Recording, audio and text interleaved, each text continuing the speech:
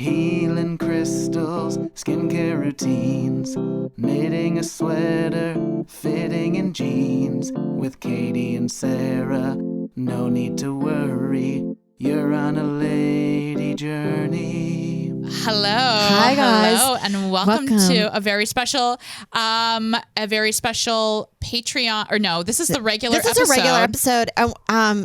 It'll be kind of short. We're running on a mom schedule. We're on a mom schedule, but we're going to dedicate the whole.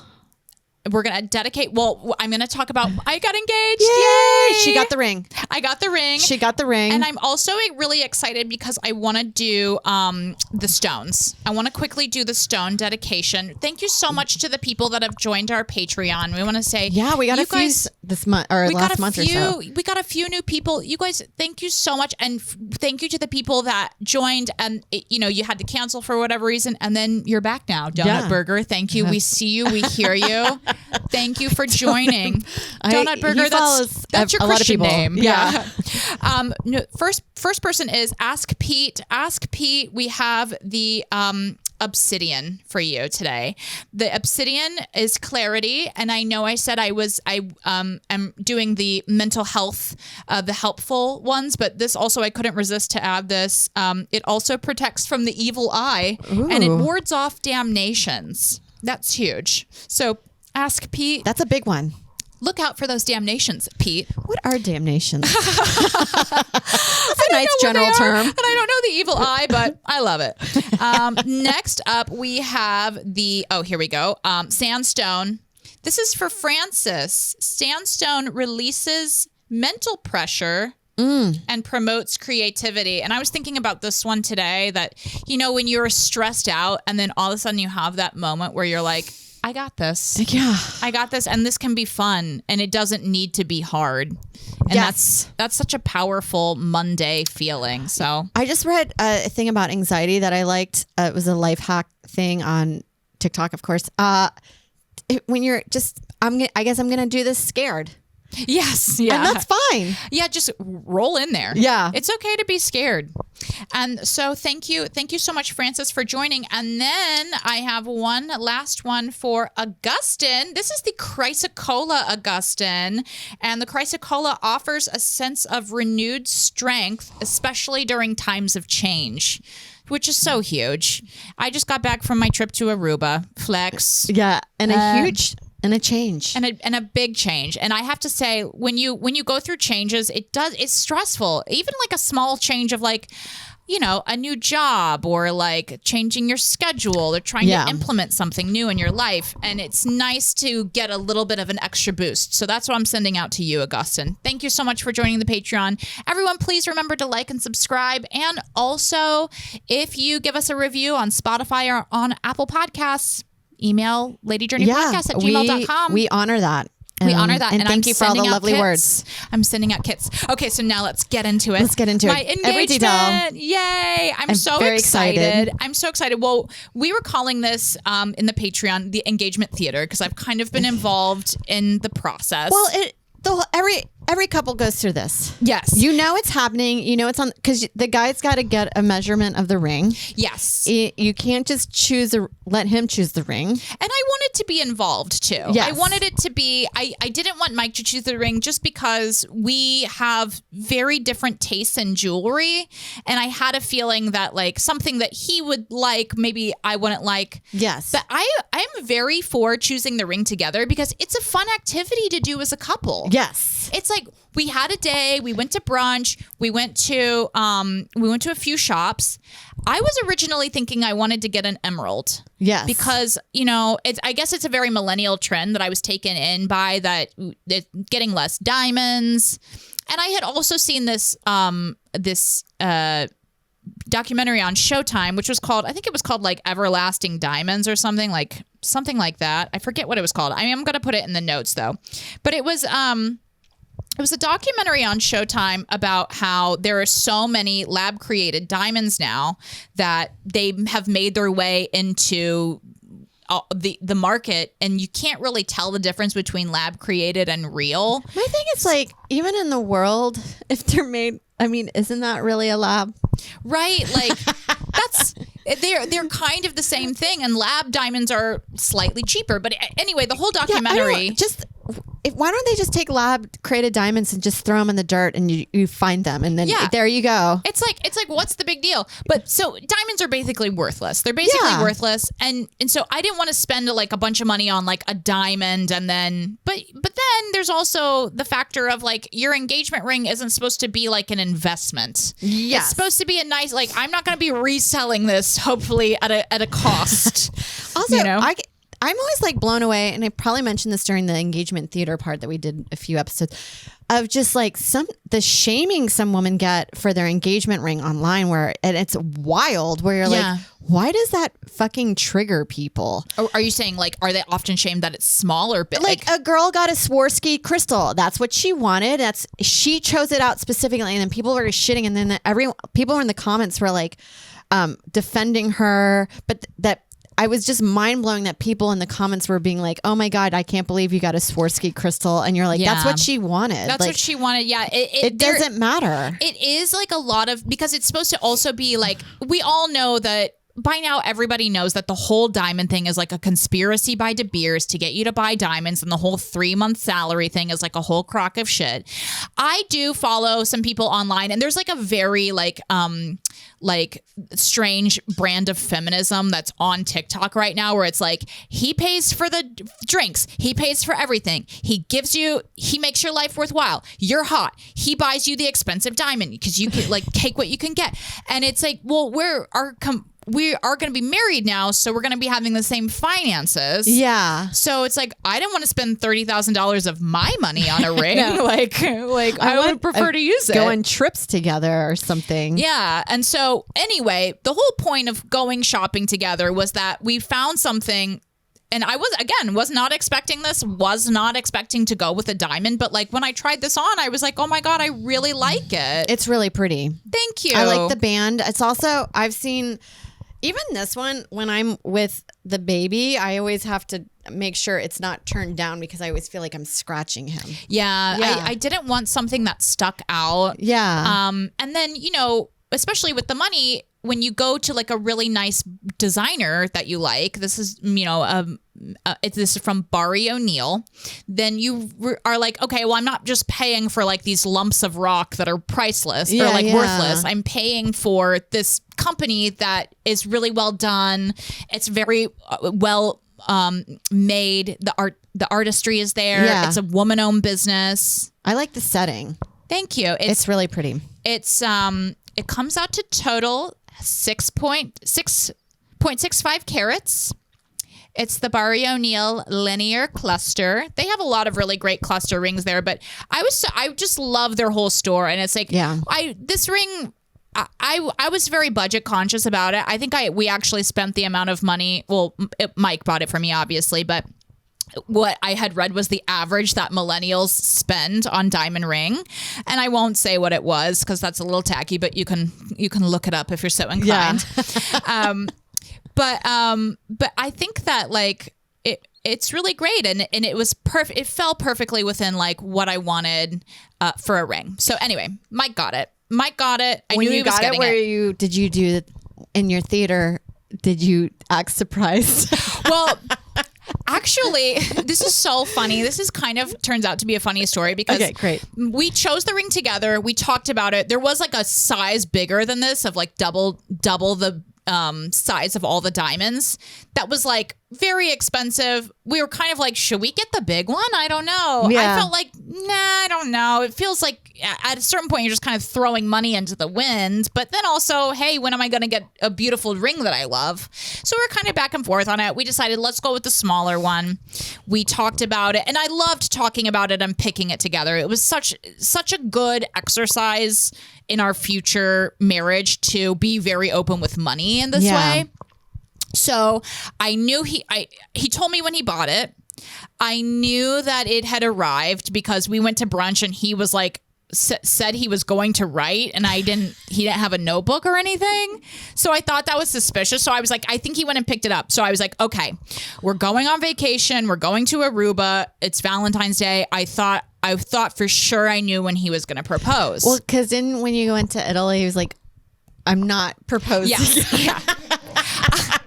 Originally, I thought he would propose at Key West. Yeah. But I'm kind of glad he didn't because the Parrot Head vibe is not the most romantic there. Gotcha. But the ring wasn't ready then. So I had a very strong feeling that he was proposing in Aruba, and he did even kind of mention to me like, well, what about like maybe a restaurant on the beach? I was like, okay, great. But then it got to the point where I was like, this is really hard for me because I like to micromanage stuff, and I really like to micromanage Mike. Yeah. I like to micromanage him. But I was like, I need to stop because I'm ruining this. Stop being like trying to orchestrate this to be exactly what I want and instead like relinquish. Gotcha. So, but despite that, I had like planned a special dress. I had brought my special hair dryer. I was like ready for everything to go.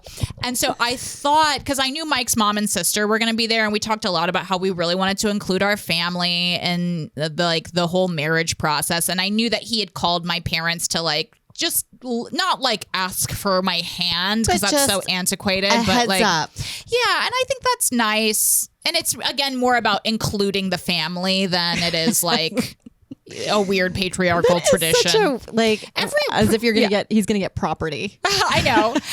It's like every wedding tradition is just your property, and then you're like, no, we wanted to go down the aisle. Yeah, even though that's the There's a lot of wedding stuff that I do feel like is very antiquated. It's all from a time when like slapping a woman was medicine, as I say on stage in my bit that I wrote about it. But stay tuned because I decided I think I'm just gonna do like every wedding tradition hard. Yeah. Because I'm to write about it, I guess. Anyway, look out Vegas, my bachelorette party. So anyway, I had an idea in my mind that he was either going to propose on Valentine's Day, which he didn't. And I was kind of pissed. I was like kind of being a bitch. Yeah. I was like, ugh, whatever. Are you even planning anything? I might as well go to sleep. Yeah. I was like relishing. I'm going to bed. Yeah. I was just relishing my own like bad attitude. But I had an idea that he was going to propose on Sunday. We went out to a nice restaurant. Sunday's a good day. Feels like Tuesday's weird. Tuesday's a weird day. I thought that I would see it coming because like Mike is not really a planner. I thought I would see it coming. I thought maybe he would go like, I'd like to make a toast and then like say to everybody and then say like, and I'd be like, oh, he's proposing now. That is not what happened at all. Friday, we had a reservation at a beach restaurant, which I like very much. And it was very thoughtful for him to plan it there. Me, his mom, his sister, and then a couple friends that were kind of unrelated to the proposal, but just were kind of there, which was fine, but a little weird. But so we're there, we're taking photos, doing like sunset photos. And Mike's like, well, we should take a photo. I was just us. I was like, oh, okay, that's fine. And so we get up and then we're standing in front of the beach. He drops to a knee. I thought first my mind went to heart attack. I thought he was having a heart attack. What if he was kneeling for like Colin Kaepernick where you're like, not now. Yeah. Black Lives Matter. Well, and then I also thought that he was joking. Yeah. And I was like, stop. But then all of a sudden I saw he had the ring and I was so shocked. I was shocked because I was like, oh my God, my mind went to, I'm not wearing the dress that I bought this dress. I'm wearing an old dress. And then I was like, oh my God, I can't believe it's happening now. And I was so, surprised. And then apparently, according to his sister who told me later, I yelled, no, stop. And I actually got a little, went into a fight or flight almost. And I was real. looking and like everybody was looking at us from the restaurant, which I don't think Mike was anticipating. And we were kind of like over in the corner, but it was like, I've seen it happen. If you go to Central Park, you'll see it happening. Yeah. You can't help but be like this. Oh my God. Yeah. It was like, I was like deer in headlights. And then like we hugged and then I was like hugging his mom and sister and then like cut to, we're sitting at the table and I started kind of feeling upset because I was like, oh my God, like I feel like I blinked and I missed it, because I was so caught off guard. But I think that's like all life events. Absolutely. Absolutely. It's really hard to savor any life event. Like your wedding is going to be a blur. Yes, it was over like that. And then I was saying and then Mike was like, well, she never said yes. I'm like, oh my God, I didn't say yes. So I was telling Mike later, I'm like, no, I just felt like it was over so quick, and I didn't really because I was, and I love that Mike planned a surprise. I think it's so thoughtful, and I do think that like I've made fun of the surprise engagement before, but I actually think that planning a surprise for somebody is a really nice way of kind of like, you know, the whole wedding is planned. Like we've got the ring together. We're going to be planning every other moment. And this is a moment where someone planned it for me. And I got to have this feeling of It's like, fun. oh my God, like I'm on candid camera, you know? Yeah. And so I loved it. But I did tell Mom, like, I felt like I blinked and it was over and I didn't even say yes. So we did do a small redo just privately. And I just like, what I don't want to do is like be like, that was bad, redo it, you know, because it's such a weird, insane trend of like the redo proposal. Yeah. But we just did one that was just us, and I cried, he cried, like as he was proposing to me. Well, I mean, in a masculine way, you know. Of course. But like we both, I mean, I was just like sobbing, and like, you know, I feel so grateful that I have this special person in my life. Yeah. And that was what I wanted to say when I was in front of everybody. I wanted to have this moment that I was like, you know, what you mean. he proposed to me and I'm like, oh my God, like, I love you. I'm Stop. so glad Yeah. all of you are here. And this means so much to me. And thank you for proposing. But instead I just froze, which Yeah. is crazy because it's like I'm on stage every minute. I know. I'm on, like, this But is my it's life. kind of like a light heckle. Oh, yeah. It was like being, but you know, In a I have good no, way. I have Yes. no complaints about it. And I thought it unfolded beautifully. And I'm so grateful that he But planned also, it like, like those- that. Your response, like having those moments are really funny and Yes. it makes the story better Yes. and all of it is great. And then you guys did have your own moment when you made him do it again. It was great. It was, and when I was talking to Mike too, because like, again, he's not a planner. And I do love that there's this kind of like hoop that we put men through of like, you think psychically what I would want best. And you really do plan have it. to ask for it. You have to ask for it. But he was like, it was a very beautiful beach where we spent a lot of time because we were there in Aruba. His mom and sister were there. So it was, he was very thoughtful to be like, well, I didn't want it to just be us. I want to have people celebrating with us. So you Yeah. can get celebrated and show off the ring. And he invited his friend, who was Ray, Aruba Ray, of course. And he was there in order to tape it secretly. So he was secretly recording, I feel which like was very sweet. did a girl in a bikini accidentally also get shown up? I just Yeah, picture him yeah. getting sidetracked with girls. Ray's like, hello. No, I love him, and I was really glad that he was able to be there and like help with that too. Yeah, I feel like Aruba Ray, as much as like he's a fun, I just feel like he is good in his moment. He's a great planner. He's a good planner. And yeah. it really made me feel like warm feelings towards him. I mean, I love him. He's a great friend. But like the fact that Mike told me of like Ray was in on the secret and he helped me like get the arrangement and he helped plan. It's like, I really appreciate that. Yeah. It's so sweet. I also feel like, not to speak on Aruba Ray's behalf, but I feel like he appreciate that. Like He he's does. included. Yes. He does. It's his, Yes. It's his engagement. Yes, I know. I can't wait to hear his story. Yeah. Well, I know. I'm like, Ray's officiating our wedding. He's involved. Well, I was telling him this. I think it's so funny. One of the wedding venues we looked at was called The Ray. And I was like, how hilarious if like the theme of our wedding is like you, our friend. But yeah, so then we had like a lovely dinner there. It was quite lovely, quite nice. And then we all walked to like another location and had like some cocktails and had some drinks and like celebrated and got like a little dessert. So it was like kind of the perfect thing. And now, you know, I'm on the other side now where I'm like, now I have this ring. Can you also, I think there's a while where you can't stop looking at it. I felt like that. I feel like I just stare at it like openly. And then it's surreal. It is really weird and that, like, not to like girls that don't get engaged because all of it doesn't matter. It's Nothing like, matters. Nothing Yeah. matters. But there is something superficial where you're like, yeah. I know. I'm definitely chosen. I'm valid. Yeah. I've been validated by a man. Hello, patriarchy. I'm on board.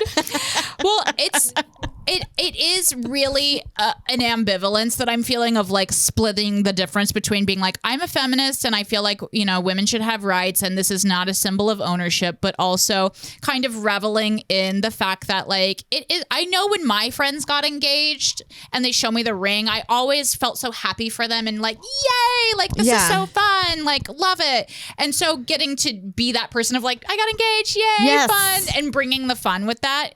So, but also being like, but he doesn't own me. He doesn't own me. We're not doing it for those reasons. We just really like each other. And I felt really ambivalent about marriage at many points in my life. But I think at a certain point, you know, I'm 37 now. I'll be 38 by the time we get married. At a certain point, like that was like around the age I got married too. Yeah, it's like if something happens, I want to be able to go to the hospital, you know, and not be like, I know all those passwords. Can I get in? And they're like, no, ma'am, it's family. Well, in a weird way, I have to tell you, sometimes when you're in these weird moments, to say, my husband is on the other side. Can I? It's like, I don't know why, but if you were like my boyfriend, people are like, yeah, it feels like, you're like there's a loser. Well, if you were like, my husband invented this, people are like, that's amazing. But you're like, my boyfriend invented this. You're like, right. Yeah. Does it even work? And no, because I remember when I went to Paris and then my whole passport thing, I had to get detained.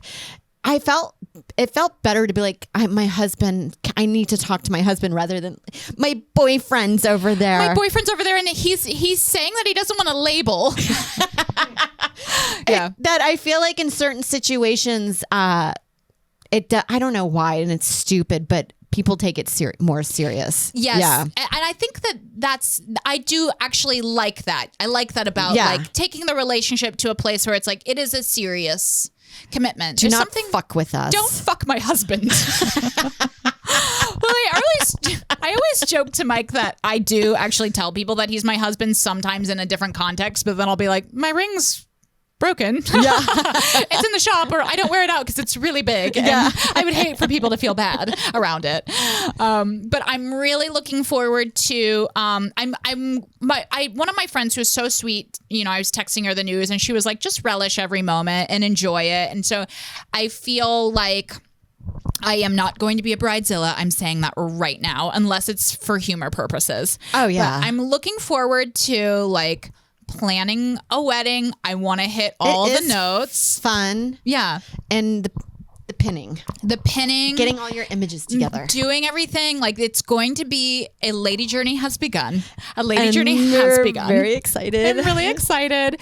And I want to thank everyone for supporting my path. Yes. My path towards the aisle. How long were you dating? We dated for 5.5 years. Great. Yeah. But I think we had really been talking about marriage pretty seriously for the past year. Like, we looked at rings last year when we were in Aruba, kind of more just as a goof to be like, let's get the ball rolling. Sure. You know? But it's such a serious commitment. I know friends that have gotten engaged. Everyone's different. You know, some people know after like a year and a half or a year. I just knew that wouldn't be me because I'm kind of a late bloomer. I am too. And then also the feeling of it needs to be like, I don't want to have any regret. Right. I just felt like that's how I know what regret feels. And I've lived with like an impending feeling of doom when I've committed to a relationship where you're like, I don't want to move. Yeah. I don't want to move cross country for this guy, but I already said yes. Yeah. Not one ounce of that had that with Joe. That's so great. But just saying like, I feel like that's why you can't make those irrational decisions, that it's good to like wait or like feel it out. Yeah, the organic feeling of it.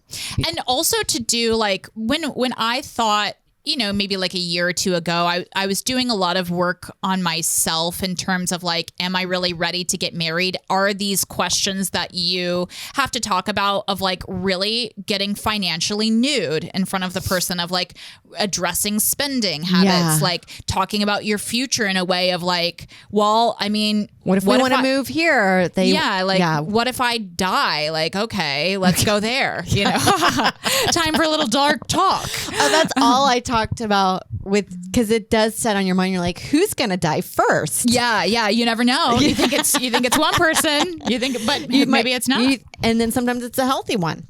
Yeah.